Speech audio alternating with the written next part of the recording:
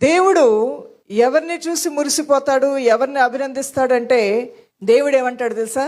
వాళ్ళకి తెలివి ఉంది, వాళ్ళకి అందం ఉంది, వాళ్ళకి జ్ఞానం ఉంది, వాళ్ళకి డబ్బు ఉంది అనే వీటన్నిటికన్నా కూడా వాళ్ళ హృదయాన్ని నేను నమ్ముతున్నాను.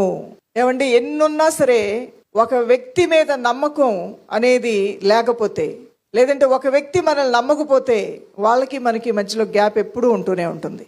నిన్ను వివాహం చేసుకున్న భర్త నిన్ను నమ్మనంత కాలం ఆ వివాహ జీవితం పరిపూర్ణం అవ్వదు. నిన్ను వివాహం చేసుకున్న భార్య నిన్ను నమ్మనంత కాలం ఆమెకు నువ్వు ₹1,00,000 చేతిలో పెట్టు, లేదంటే ఆమెకు పట్టు చీరలు తీసుకురా, ఆమెకు నగలు తీసుకురా, ఆమె గిఫ్టులు తీసుకురా, కానీ ఆమె మైండ్లో ఎక్కడో ఒక ప్రశ్న, నా భర్త నాకెక్కడో నమ్మక ద్రోహం చేస్తున్నాడు, ఆయన లైఫ్ నా ముందు ఒకలాగుంది, ఆయనకంటూ ఇంకొక రహస్య జీవితం ఉంది అని మనసులో వేదన పడుతూ ఉంటే, దానివలన నువ్వు ఇచ్చిన గిఫ్టుల వలన, నువ్వు చూపించినటువంటి ఆ డబ్బు, ఇవన్నీ వలన ఆమెకి ఆనందం కలగదు.